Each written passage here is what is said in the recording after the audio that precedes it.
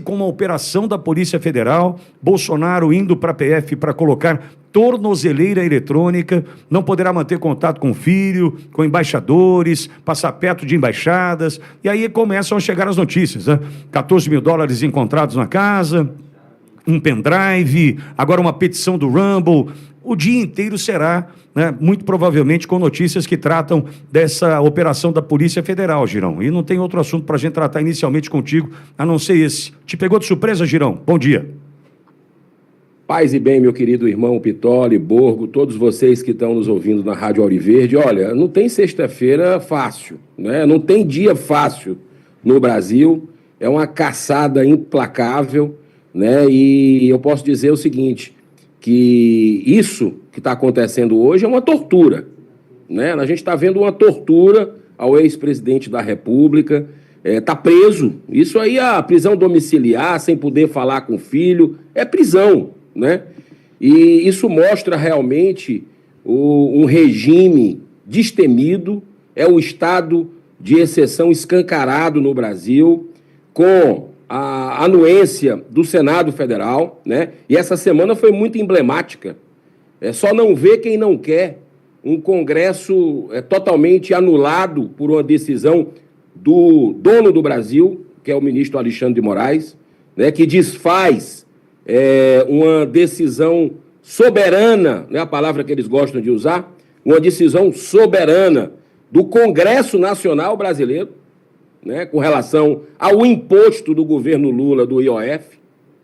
E você viu a cara de paisagem que fez o Hugo Mota e o Davi Alcolumbre quando eu perguntei a eles, e aí, vocês vão reagir?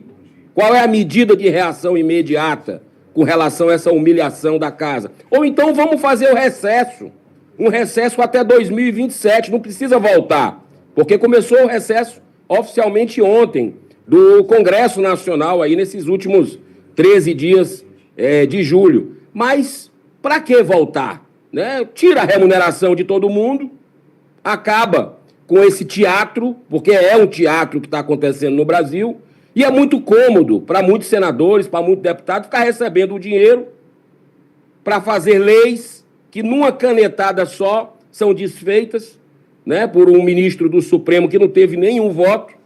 E a gente vê aí a democracia do Brasil em frangalhos, se é que nós temos ainda algum restinho de democracia, e ficamos na expectativa, infelizmente, de vir ajuda de fora, porque aqui no Brasil não tem outro caminho. Eu não vejo Davi Alcolumbre e Hugo Mota tendo a altivez necessária de presidente de Congresso que deveríamos ter com força para fazer alguma coisa, para colocar a separação entre os poderes, a independência entre os poderes no seu devido lugar, ou seja, na Constituição, que, como diz o senador Magno Malta, é uma finada no Brasil, né? Esse julgamento é tosco.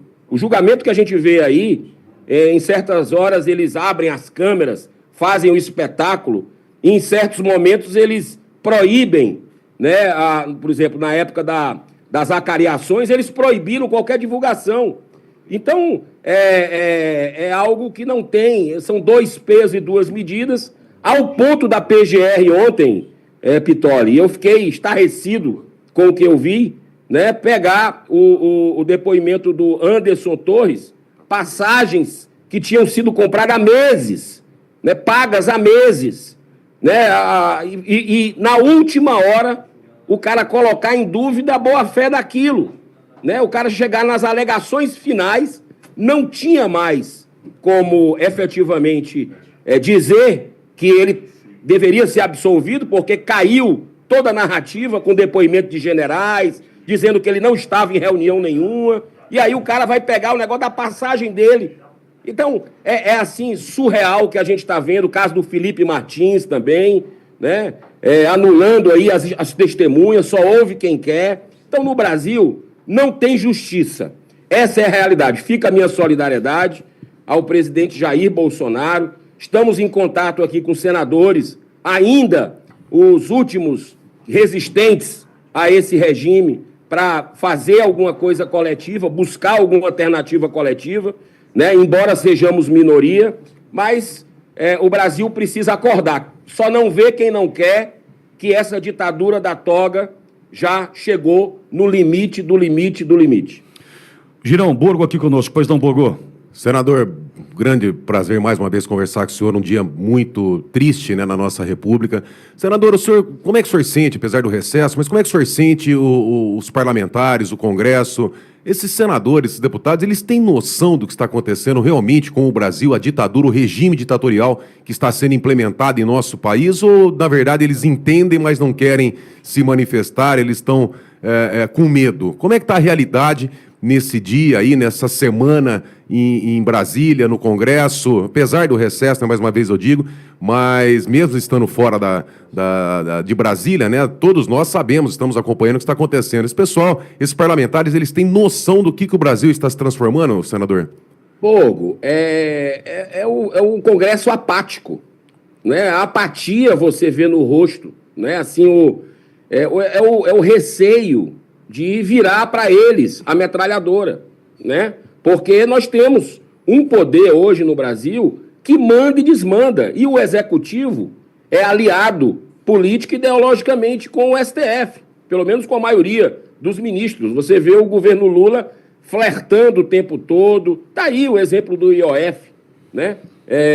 Sem falar no jogo combinado com ditaduras, as piores existentes do mundo. Então, se o Brasil ainda tem gente que duvida que o Brasil não virou Venezuela, eu digo até que está pior do que a Venezuela. Porque na Venezuela, por exemplo, a ditadura do Maduro ainda permite que se visite preso político. Se existe negociação nesse sentido com a oposição. Aqui no Brasil, nem visitar preso político, Alexandre de Moraes deixa. Pergunta à senadora Damares se ela já recebeu a autorização olha, ela que é a presidente da Comissão de Direitos Humanos do Senado, da República do Brasil. Aprovou um requerimento meu, por unanimidade lá, para a gente visitar os presos políticos que o Brasil tem em pleno século XXI. Pergunta à senadora Damares se o Alexandre de Moraes já autorizou. Já faz meses. Até a Justiça da Argentina autorizou a gente visitar os presos brasileiros, presos políticos lá. Mas o Brasil não autoriza. Então, aqui é um regime pior do que o da Venezuela já, né? Eu vejo que está tudo errado, né? Você ter um ministro que é vítima, que se diz vítima de tudo isso, julgando, sendo praticamente o promotor, sendo tudo no processo, já começa a mostrar que o ordenamento jurídico do Brasil foi jogado na lata do lixo. Cada ministro tem uma Constituição na mão, né? E existe o pacto de silêncio. Você vê que os 11 ministros, existe um pacto de silêncio, né? Você tem o André Mendonça, que de vez em quando se rebela, coloca, faz questionamentos, mas você não vê isso dos outros. Então, fica aquele questionamento, cadê os cidadãos de bem desse país, né? Cadê os cidadãos de bem desse país? Seja na política, seja no jornalismo, seja no STF, né? Eu vejo raros jornalistas como vocês, que fazem um trabalho, você conta nos dedos hoje no Brasil. O resto é narrativa. É como o Pitoli acabou de dizer aí, né? Poxa, acharam lá a coisa do Rumble na casa do Bolsonaro, acharam $14 mil. O que é que isso significa para um ex-presidente da República? Né? Vamos combinar. Acharam também o quê? Bola de basquete? Pirulito? É uma coisa que não para em pé, não tem lógica. É uma perseguição, é uma tortura, chegou ao ponto disso, né? E a gente chegou no fundo do poço. Girão, Chegou no fundo do poço. agora eu entendo também se houvesse a mínima possibilidade de diálogo com o Trump sobre taxação, acabou por aqui também, né? Não tenha dúvida, Pitoli. Eu estou acompanhando a Rádio Auriverde desde o início da transmissão, ali na hora do hino nacional, né, quando você entrou, falando exatamente isso. Né, se tinha alguma expectativa de negociação, porque a carta do Trump só falta ele desenhar. De que o problema ali não é comercial, de que a questão é de liberdade de expressão. E olha, eu tenho minhas discordâncias do Trump, de alguns posicionamentos dele, né? Da forma, por exemplo. Agora, Ele está defendendo o país dele. Ele está defendendo os cidadãos dele, as empresas dele, que também foram afetadas pela ditadura vigente no Brasil. Então, essas sanções, esses aumentos de tarifa, foi uma coisa pedida pelo Brasil, né? Foi algo cavado. Tudo que você planta, você colhe. É a lei da semeadura, da lei de causa e efeito.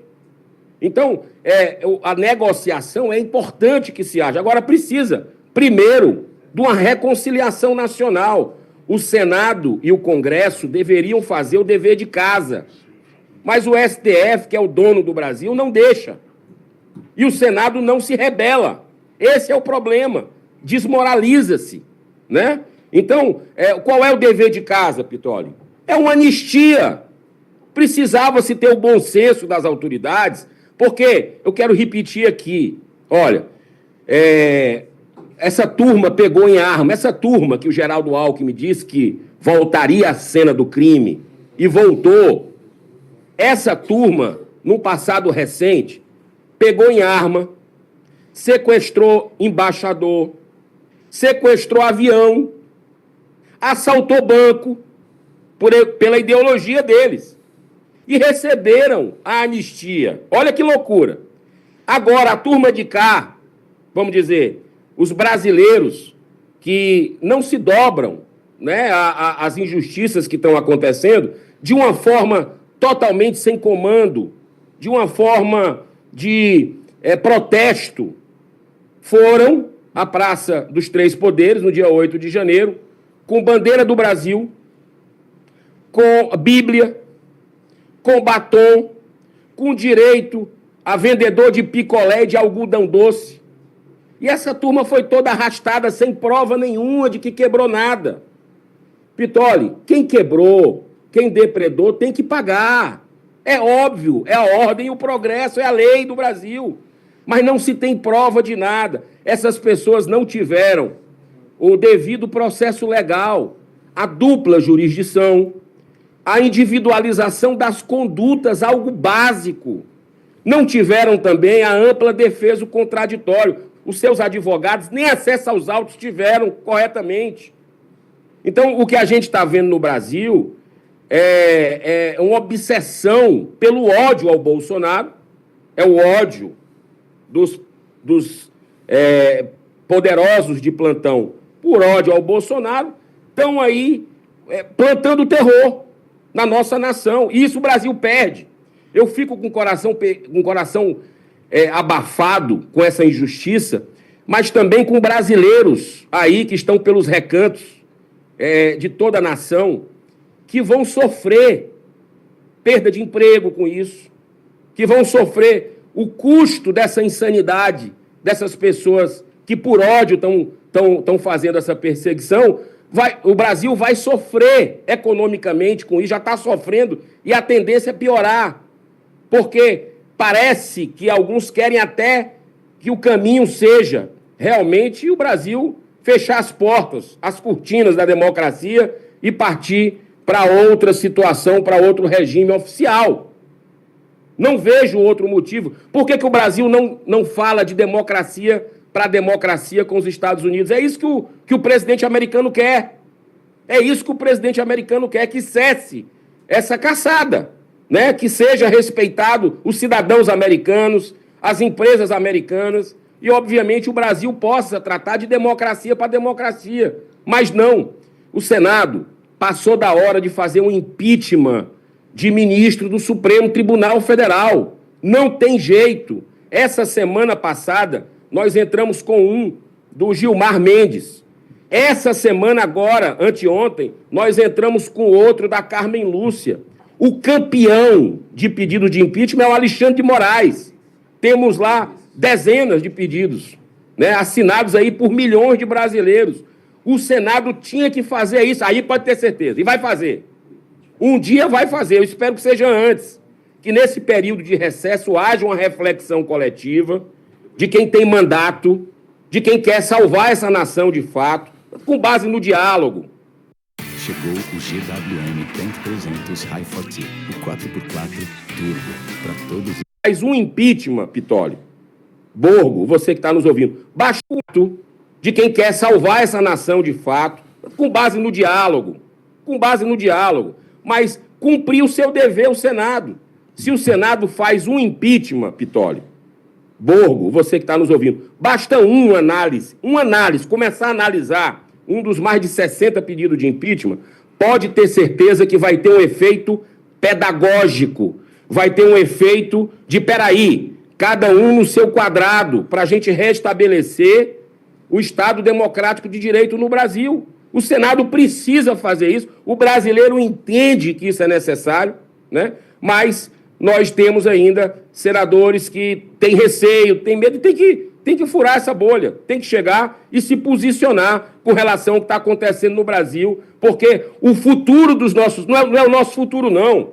A gente passa, Pittoli, é rápido. Cabelo branco, nós já estamos aqui no lucro da nossa vida, mas tem os nossos filhos, os nossos netos. Esse país é riquíssimo. Esse país, Brasil, é fantástico.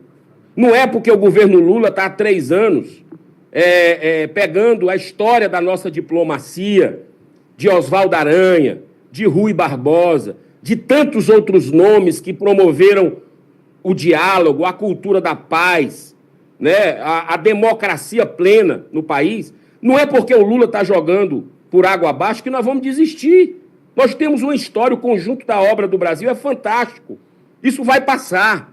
Tudo passa. Vamos manter a esperança, vamos manter a confiança, a fé. Né? O Brasil é a maior nação católica do mundo, a maior nação espírita do mundo, a segunda maior evangélica, né? E a gente precisa estar juntos, emanando vibrações positivas e agindo de forma ordeira, pacífica, respeitosa, mas não tem outro jeito. Precisamos ir para as ruas, precisamos voltar às ruas, isso é muito importante. Girão, obrigado por estar conosco mais uma vez, no momento tenso, né, difícil, desafiador, entretanto é muito bom e importante te ouvir, Girão. Um grande abraço, Pittoli, abraço, Borgo, todos vocês que fazem Auriverde, vamos lá, confiança, fé, vai dar tudo certo. Obrigado, Pittoli. Senador Eduardo Girão, conversando conosco. Deixa eu conversar, na sequência tem o senador Jorge Seife.